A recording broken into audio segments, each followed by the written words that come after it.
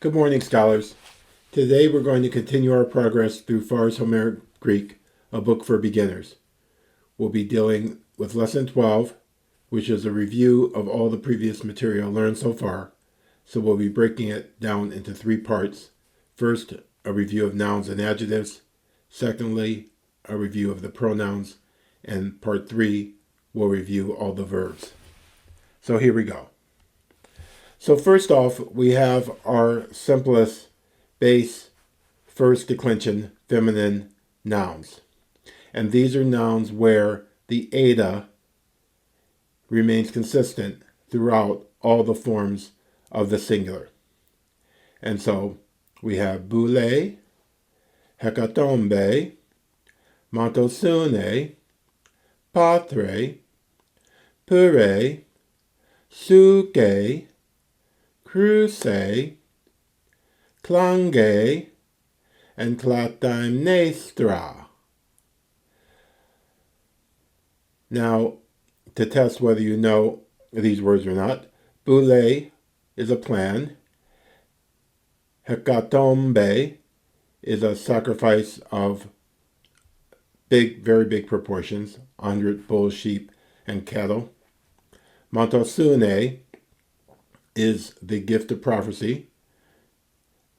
Patre is one's fatherland. Pure is a pyre or a big blaze where you would burn bodies. Suke is soul. Cruce will be the name of the daughter of the priest of Apollo, who has been given to Agamemnon as his gift. Clange is the noise that Apollo's bow makes when he shoots it. And Clytemnestra is, of course, the wife of Agamemnon. Now, secondly, we have our first declension feminines, where there's a variation in the singular. And here the variation is between a short alpha, which occurs in the nominative, the vocative singular, and the accusative singular, whereas the eta shows in the genitive singular and the dative singular. So here we have dalasa and kila. Okay, dalasa is the word for sea, and kila is a place near Troy. Another rule regarding these nouns is that when the genitive singular has eta sigma, the final alpha of the nominative singular is always short. So we just saw that in dalasa, dale, dalases. Whereas when the genitive singular has long alpha sigma, the final alpha is generally long. Not always, but generally. So far, we have, as our beginning example, te'a, te'a, with the genitive te'as, and here the alpha will be long in the genitive singular, and long in the nominative singular, and long as well in the vocative. So we do have cases where we have that long alpha both in the nominative singular and the genitive singular.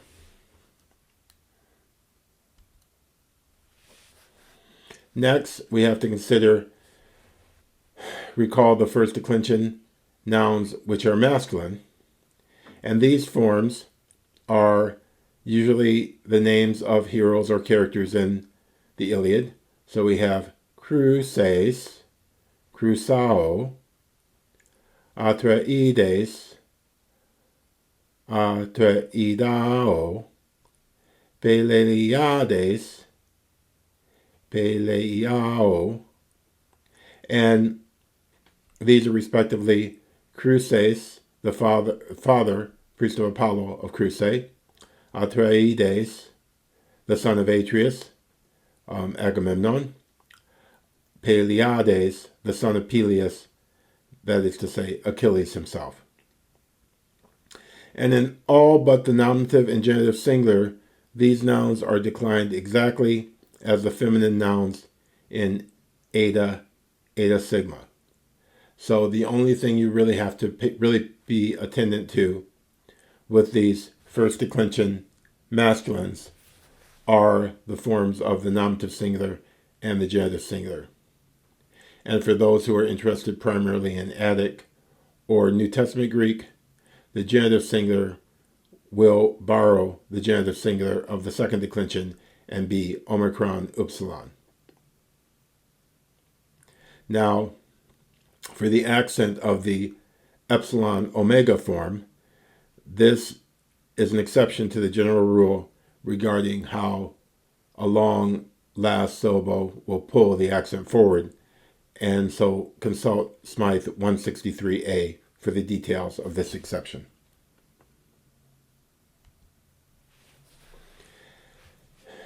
Next, we have our prototypical masculines, that is, our second declension masculines.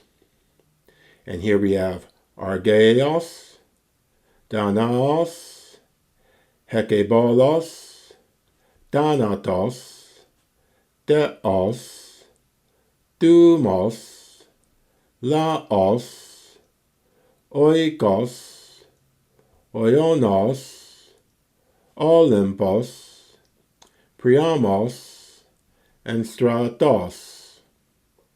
And again, you should attempt to write out the endings, all 8, of these second declension masculines to see if you have learned them. Argeios is the word argive, which is one of the words that Homer uses to describe the Greeks. And along with Danaos, a Danaan, another word to describe the Greeks ethnically. Hekebalos is an epithet of Apollo, meaning far hurling. He shoots his arrows at far, he hurls them far.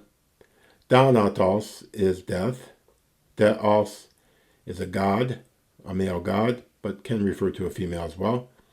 Dumos is spirit or intensity. Laos is used for the host, the people that follow, the army that's following Agamemnon. Oikos is a home. Oionos is a bird.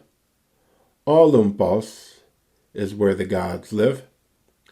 Priamos is, of course, Priam, the patriarch of Troy. Stratos is the army of an army or even an army camp. Next, we have our second declension feminines. Certain, not very many, but there are some second declension nouns that are feminine. So you have to be prepared for this. We have neusos and ilios. Neusos meaning a plague or sickness. Ilios being the name of Troy or Ilion, the city Troy. And we see that Ilios actually follows a rule. At Smythe 199, he talks about the gender of sexless objects. He tells us at 199b, feminine are the names of almost all countries, islands, cities, trees, and plants. Thus, he Atike, he Delos, he Corinthos, he Pitus, he Ampelos. The gender here follows that of Hege, the land, or Hekora, country, Henesos, island, or Hepolis, city, or Hedrus, originally tree in general, but later oak. Tall dendron is the ordinary word for tree. So here, when Ilios is He Ilios, it's He Ilios Polis, the city Troy, Ilion. And for a fuller account of second declension feminine nouns, you can see Smythe's 232. Next, we have the second declension nouns that are neuter. And the neuters have the rule that in all cases, the nominative and accusative are identical. And otherwise, the endings of the genitive and the dative are identical to those of the masculine second declension. So we have helorion, ergon, skeptron, and the plural neuter noun apoina. Helorion is prey, like the prey that a bird of prey or the lion would take. Ergon is a deed or a work. Skeptron is the staff of authority that would be carried by a priest or a ruler. Apoina is the multiplicity of gifts that are brought as ransom. So they are the ransom that Chryses will bring to try to get his daughter back from the Greeks. Now, when you put together the masculine and neuter endings of the second declension and the feminine endings of the first declension, the a, ace, a, those eta dominant endings, you get, combining those three, the adjectives of three terminations, masculine, feminine, neuter. And so you almost double your bang for your buck by learning these really well. So the adjectives that we are responsible for so far are aglaos, aperesos, aristos, denos, deibelos, dios, kakos, kalos, megatumos, murioi, olympios, polos, pilos, and crucelos. So all of these will be declined os, a, on. And to test whether you've learned these so far, aglaos is a general word of commendation attached to a hero, good, noble, shining. Aperesos is a word for unlimited, boundless. So we have aperesa apoina, the boundless gifts that Chryses brings to the Greeks. Aristos is a superlative of agathos, good. So aristos is best. Denos is something terrible that makes you shudder, but it can also mean you can be really good at something. Denos legein was said of Socrates, he was a clever speaker. Deibelos, beloved to the gods. Dios is shining, brilliant. And notice the accent, the circumflex over the iota of dios, die, dion, as opposed to if you had an acute over the omicron, which then would constitute the genitive of Zeus. Kakos, bad. Kalos, noble or excellent or good. Megatumos, great-souled. Murioi, Muriai, Muria, an adjective only in the plural, which means numerous. Olympios, Olympian. Polos, many. Pilos, dear or cherished.